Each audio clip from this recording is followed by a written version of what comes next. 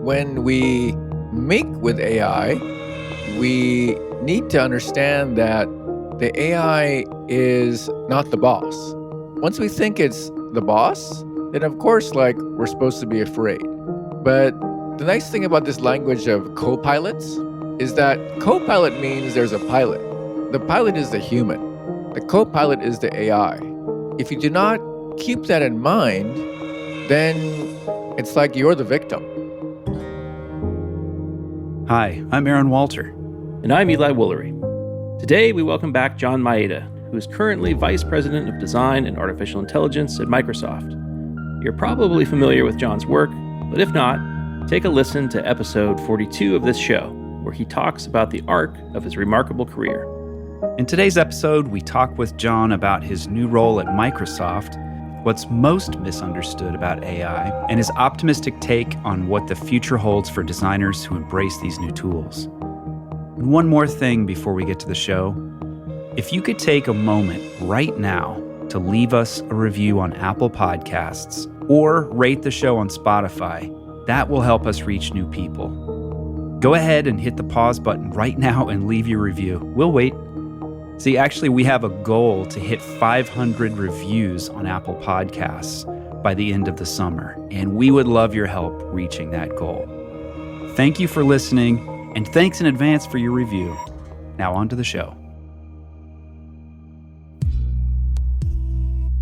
With Freehand by InVision, we've built a best-in-class visual collaboration platform used by thousands of enterprise customers, inclusively priced for the whole organization at 50% the cost of Miro and Mural, and now with the intelligent canvas, allowing teams to maximize their impact by adding intelligence, automation, and connection to the canvas. Try Freehand by InVision today for free at freehandapp.com.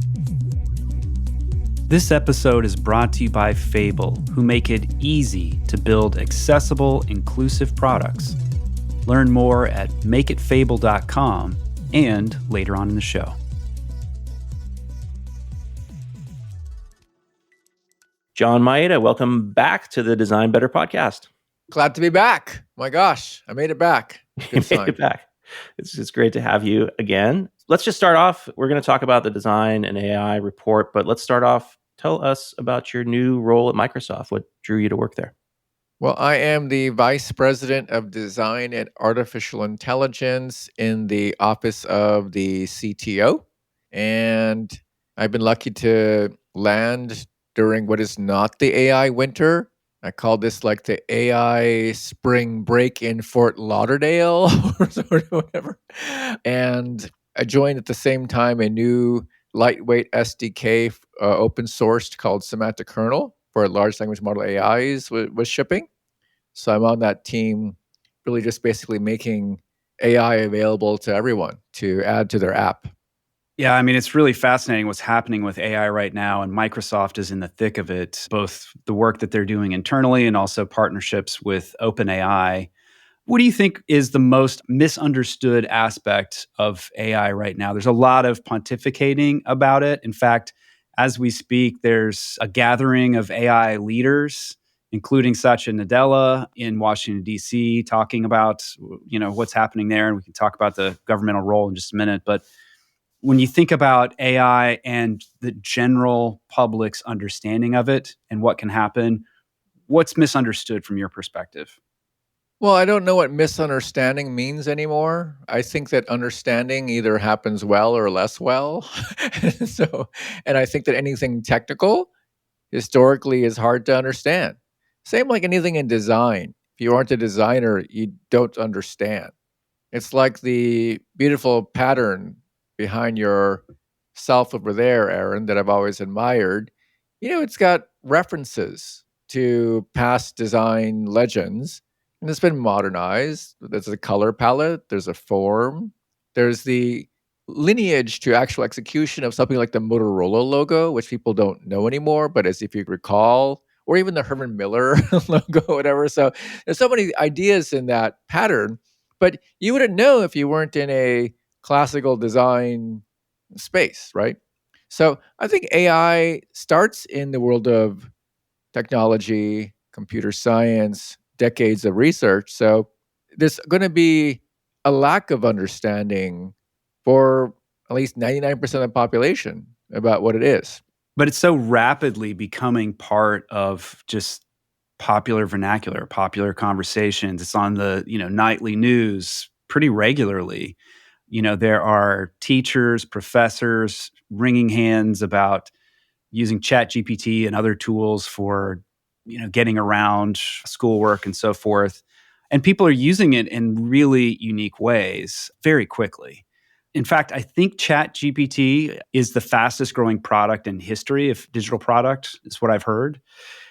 So it's jumping into culture very quickly. I don't know. Do you have a message for people of like how best to understand it and how best to start thinking about how it fits into their life? There's two things to that. The first thing is that, again, it's a technology, so it's going to be hard to understand. So if you don't understand it, what happens is you will fear it by default. And if you're told by different people to fear it, if like 10 people are telling you to fear it versus one person, you're going to fear it a lot. So that's why, if you recall, I spent a lot of time on that How to Speak Machine book. Yeah. That was like 6 years because I want to explain to people how AI machine learning works. And in reality, it helped me understand how it works. And my takeaway from that was, wow, being able to speak machine is really powerful. And only developers get to do that. But someday more people, when they get to do it, that could be quite empowering. Do you have to speak machine? So, second point is, now you can speak human to the machine, and it kind of doesn't understand you. It can take that thing you're saying in non-computerese and make it actionable. So you're speaking to the machine in a constrained version of speaking human. That's why all these people who use ChatGPT felt the feeling of being a developer. Developer is extremely powerful because with a few magical incantations, they're doing work that would take thousands of people with a snap of their fingers. John, one sort of metaphor that you used when you were walking through your design and AI report was the movie Arrival, which is a beautiful movie. I love that movie. And this idea of essentially talking with an alien. Can you talk about that a little bit? Well, I'm really glad, and this is so good to get to be on your podcast because I know both of you are kind of alien yourself. So, like I know Aaron's tired of me saying this, but Freddy and the sweaty monkey finger, to me, was one of those great moments in the history of products and technology because it was the first time I encountered a human voice in a digital product that made me laugh about doing something. It was an emotional connection going to Aaron's emotional design work. So I kind of feel like when I began the design and AI report, I knew that there's so many references in science fiction.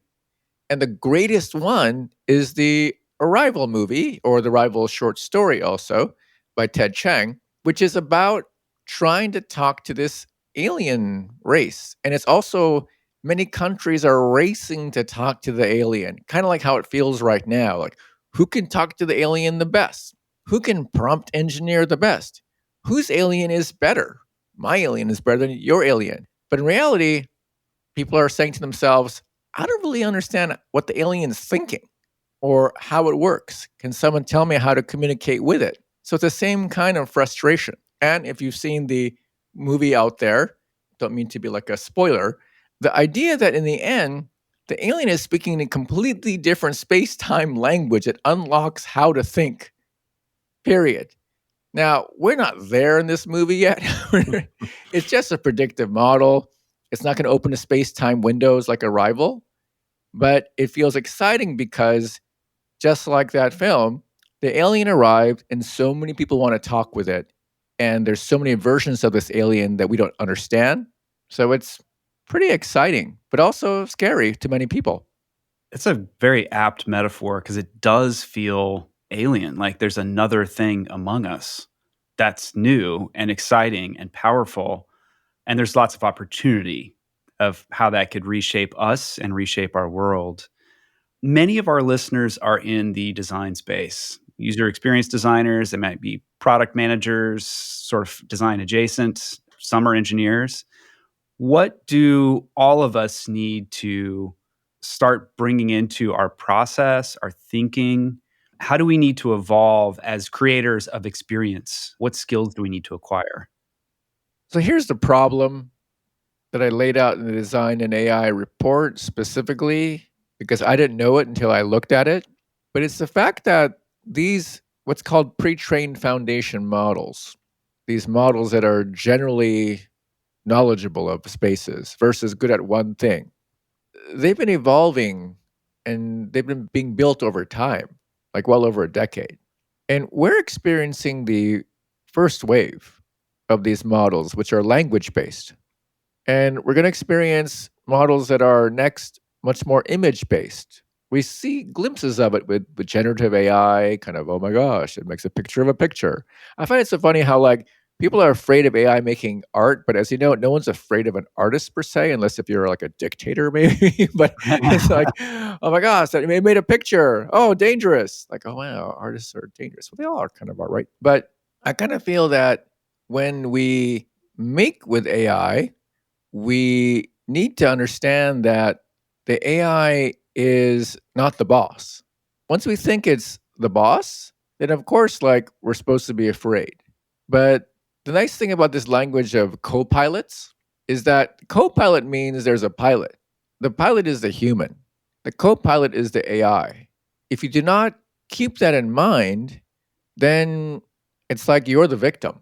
Now, does that mean that we humans are the, be all, end it all to everything? No, it's just that we have this computational capability that was only in the hands of the best developers in the world to write software, in the hands of everyone.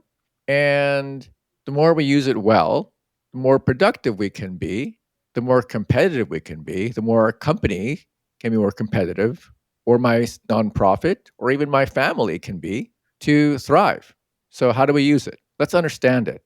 So on that topic, John, I wonder if you could talk a little bit about, there's this idea of prompt engineering, which is maybe a bit oversold, and we can link in the show notes to an interesting essay on that. But what's a good way to learn how to talk to AI? You mentioned Erica Hall's book, Conversational Design. Are things like that helpful, or what are some other techniques we might use?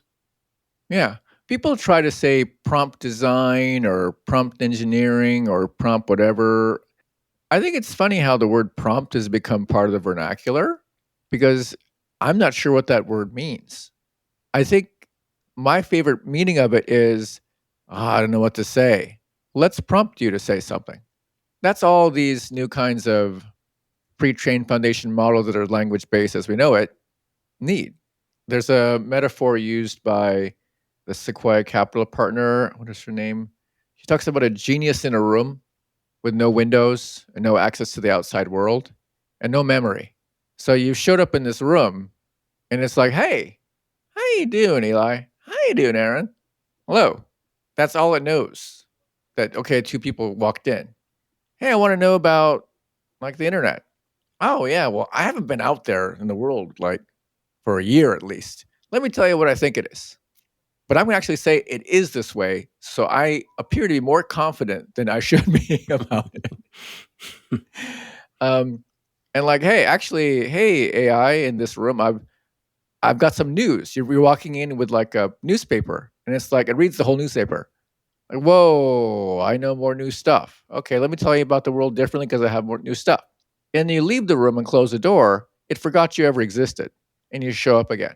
So prompting is just like getting that AI to get up to speed or to nudge it in a direction.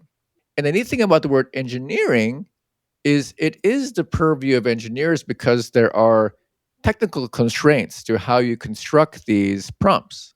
You can't make an ultra long prompt. A long prompt costs you more money than a short prompt. So, like, how do you now use this resource wisely in a technical machinery type of way is engineering. So that's why we have semantic kernel as a way for anyone to play with that cost benefit question, make more sophisticated prompts than just showing up and asking it for like a cool surfboard design, like asking to change our entire business, specifically in the guitar market where we own half the wood supply of the world, blah, blah, blah, blah. More context, more complex output, better inputs, better outputs. Engineering, right? We'll return to the conversation after this quick break. Methodical crafts coffee and tea for people of all kinds. They've been around and roasting for more than 8 years, and they are certified coffee nerds. On their site, you'll find useful brewing guides that'll teach you how to turn your coffee brewing chore into a beloved ritual and really dial in that perfect cup. I'm a longtime subscriber to the Roaster's Choice subscription and start every day with a cup of methodical coffee. I have to say, without fail, every morning when I wake up, I am excited to drink their coffee because it is fantastic. Methodical's packaging, their website, the entire experience, it's just beautifully designed. Craft a cup that you'll love with Methodical Coffee by visiting methodicalcoffee.com. And use our discount code DesignBetter to get 10% off your first order of coffee or tea. That's methodicalcoffee.com. I've got 2 young kids who can be a little bit on the noisy side, so my wife and I have gotten used to using closed captions on those rare occasions when we get a chance to sit down and watch a show together. Lots of us have experienced the benefits of products that were initially designed for people with disabilities, from closed captions to dark mode on your phone or laptop, to voice to text, to electric toothbrushes. Designing products for all people, regardless of abilities, leads to greater adaptability, usability, customization, and personalization. With 1 billion people worldwide living with disabilities, Fable Engage helps UX teams collect feedback from people with disabilities to help you build more accessible products.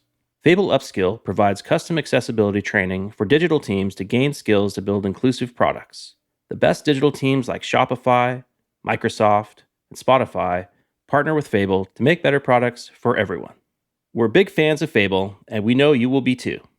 Learn more by requesting a demo at www.makeitfable.com/designbetter.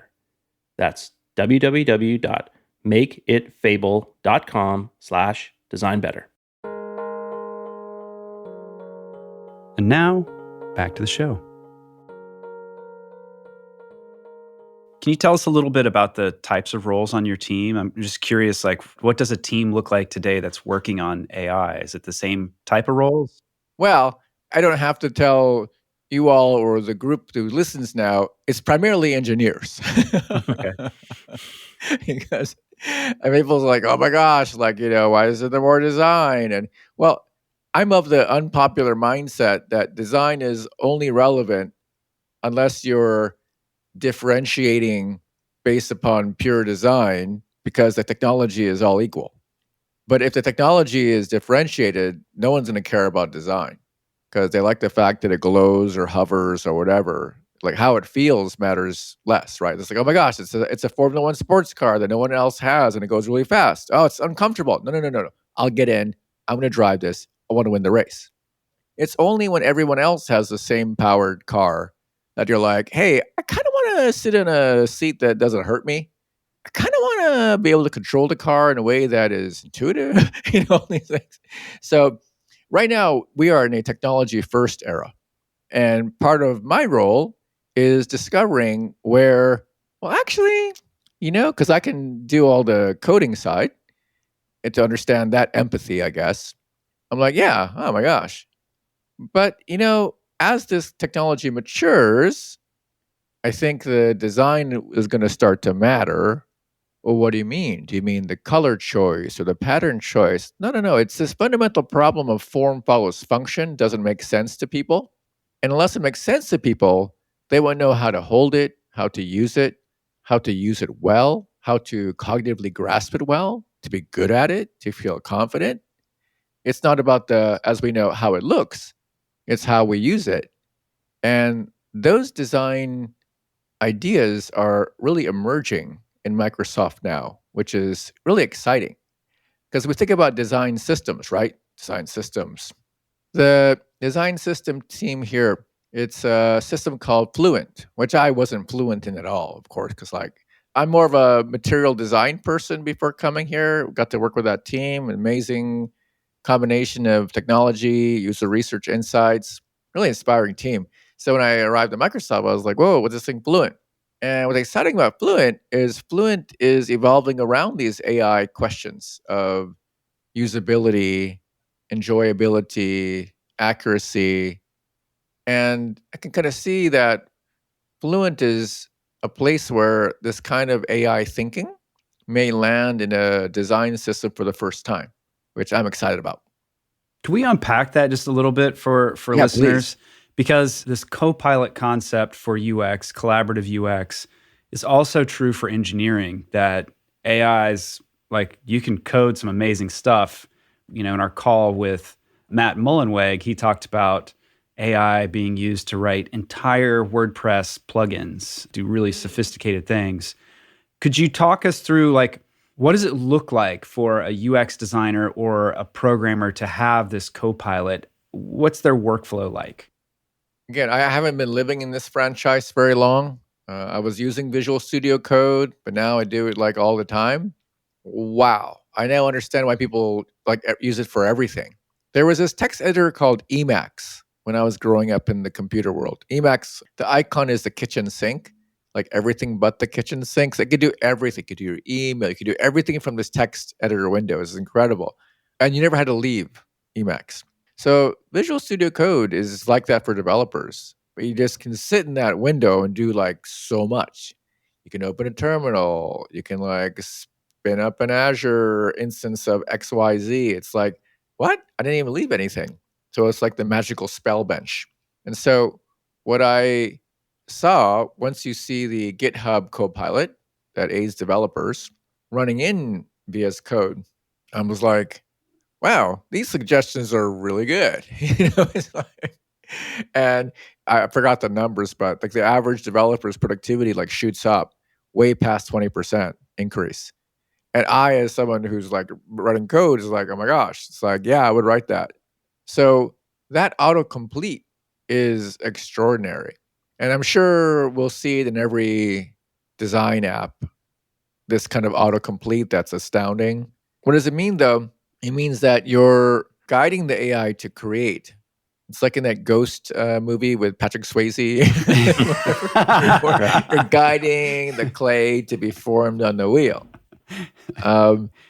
It's happening very quickly. So you need to make sure you don't mess up the clay so it folds over or does something that you wouldn't really do and is, I don't know, it's kind of hard to say when we humans do things, are we right all the time? I think we're wrong in ways that we correct because we can understand how we got there. But I think if you autopilot yourself to a certain point in the journey space, as you know, you're well, how'd this get here? I guess I'll just accept this as the best outcome. I think that guidance approach, what's a co-pilot been doing? I went to get a Coke. I came back. Whoa, where are we? We're flying over Cuba. How did we get here? Oh, well, we're here. I guess we can't go backwards. That's a question for how we work in this new mode. Yeah.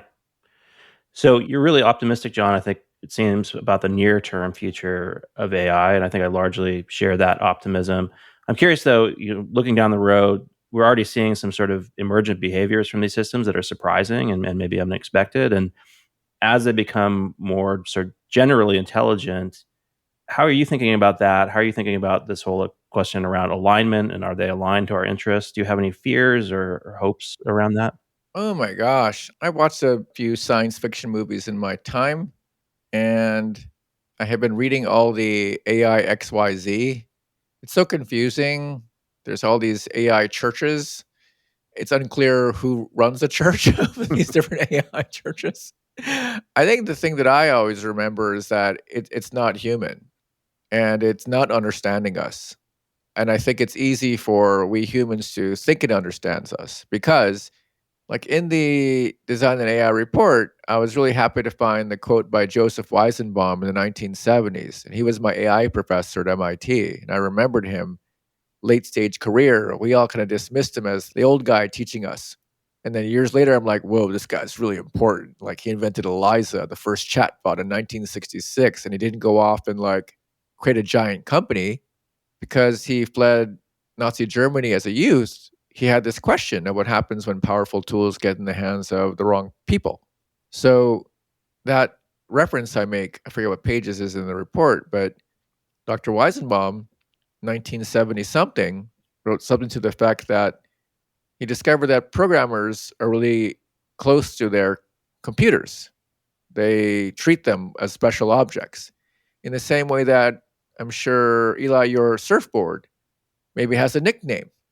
It's like, oh my gosh, yeah, that's like Bertha. And Bertha's amazing. And I take Bertha everywhere. Or like as children, we talk to dolls. I'm not sure if you remember talking to dolls and the dolls talk back. So we're wired to have the social component with even inanimate objects.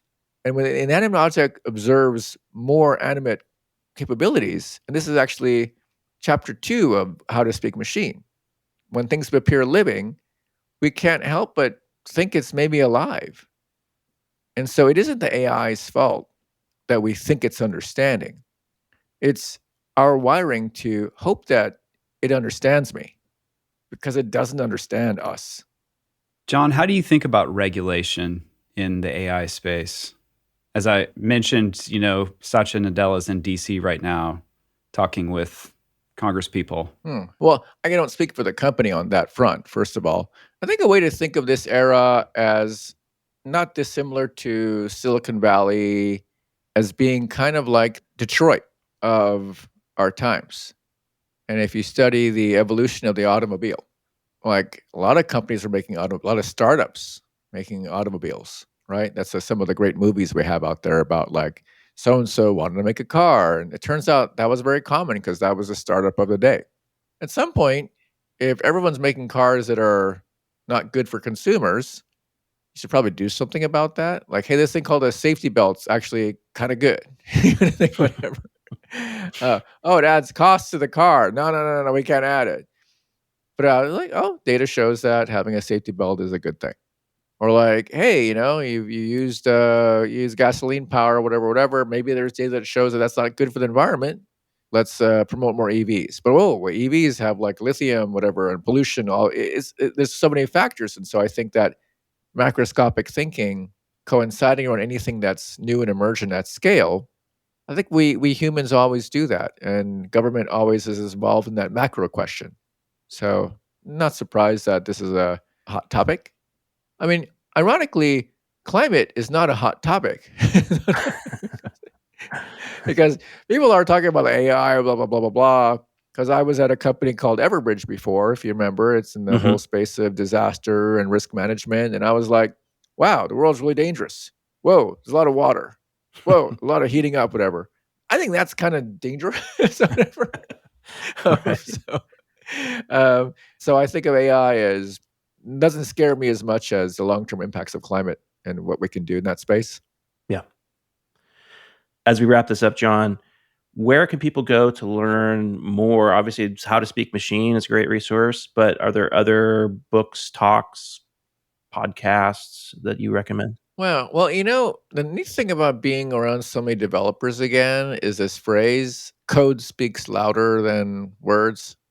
So I find that like I'm doing like cooking workshops with semantic kernel, like cooking with semantic kernel. We have like a LinkedIn course series on that. And I like how different people I know from my past, user researchers, design ops, product, and brand, they're like, hey, wait, is that all this is? I can write code, and I don't write code like in C or in Java or in Python. I just write it in like language, and I can get the computer to do things. Oh, this is what it can do. Oh, this is what it isn't that good at. Oh, well, that's why they're saying these things. I think I just encourage people not to be passive and to think of like desktop publishing. If you remember that era, there was a whole generation of people who were anti-computers. Generally the people that were the older generation. No, this is how you set type. You send it to a photolithography shop, and then you cut it out with an X-Acto knife and you use rubber cement. And this is how you do it. And you photograph it. And then it comes back and you iterate with this and you cut it again with your X-Acto knife. And this is how you do it, son, daughter, or whatever. But it was people who were like, oh, yeah, I got a Macintosh. Yeah, okay, I'll admit it. Okay, all right. And, and then, yeah, okay. Oh, yeah, it's really easy to set type. And yeah, I know I was against it. But it was funny because, like, I remember Paul Rand was super anti-computers. And then when I visited him in his studio, he had a Macintosh there. And I was like, wait, aren't you like anti-computers? He says, no, I'm using Quark. I'm like, oh, okay, wait a second. Wait a second. I mean, he wasn't using it himself. He had his assistant doing that. But still, he was like, sign of the times. I began to make in it, understand its constraints. Think about Emigre. Do you remember that type shop, EMIGRE, Emigre? It was San Francisco based. They were playing with rasterized typefaces in the era of the image writer, like pre-laser writer. And they were like making quote unquote type that all the real type people, quote unquote, like hated. But they were designers experimenting the medium, and they are looked upon today as true pioneers because they didn't waste time saying how bad this thing was. They began to build type, ship it in PostScript. People started using it, and then people just sort of started changing their attitude about it. So, don't bother watching so many things out there. Why don't you just sort of make stuff in it and figure out what it can do and what it can't do, and form your own judgment is what I suggest. Well, that's fantastic advice. And I love playing around with these tools. And Aaron and I have been collaborating with some things that involve AI for the show too. And it's a wonderful playground in a lot of ways. And I think, people should have that opportunity to get out there and treat it more playfully. Well, not even just play. It's like it's so useful. Mm-hmm. So, I mean, if you're just typing things into ChatGPT, it just doesn't, it's interesting. But once you use things like semantic kernel or LangChain or a programming apparatus to support your scaled thinking and daily production, you just discover like, whoa, you mean I just saved like 3 hours of time, not just today, but every week. I think those ahas have not happened yet for people in this space because access to speaking machine in this new AI era, there's a distance to it. That's why removing that distance is a high priority for my team. So anyone who may be a pseudo app developer or a process-oriented thinker wanting to build with large language model AI is capable of doing it. Wait, I'm sure you've had Allison Rand. I think you had Allison Rand on a past episode. I'm teaching Allison how to do this right now. So Allison is building a large language model system for her 4050 project. And she was a web developer, quote unquote, a long time ago. But she's like, oh, you mean I do this and this and this? I think those stories might start to emerge, which I think are important today. It's fantastic. And John, where can people learn more about you and go see your report? Oh, just type in South by Southwest Design and Tech report. My SEO is fairly good for that. It's terrible for everything else. Yeah, that's the one SEO that I'm okay with right now. Because when you die, your SEO goes to crap. That's what I realized. This is true. I'm still alive. I still get SEO. There we go. John, thank you so much for being on the show. It's always a treat to talk to you. It's good to see you. Oh my gosh, back at you. Like I said, your monkey finger changed my life, literally. No joke. It was like, wow, okay. Maybe it's going to be a cooler place out there. Thanks, John. Eli and I love producing this podcast, but sometimes we find ourselves wondering, what sort of feedback does our audience have? How could we improve the show? Maybe you could help us by taking just a couple minutes to complete a survey, answering a few questions about your thoughts about the show, sharing your feedback, and telling us a little bit about you. To take the survey, just go to dbtr.co/survey. That's dbtr.co/survey. Our thanks in advance for completing the survey. It'll really help us improve the show. This episode was produced by Eli Woolery and me, Aaron Walter, with engineering and production support from Brian Paik of Pacific Audio. If you found this episode useful, we hope that you'll leave us a review on Apple Podcasts, Spotify, or wherever you listen to finer shows. Or simply drop a link to the show in your team's Slack channel, designbetter.com/podcast. It'll really help others discover the show. Until next time.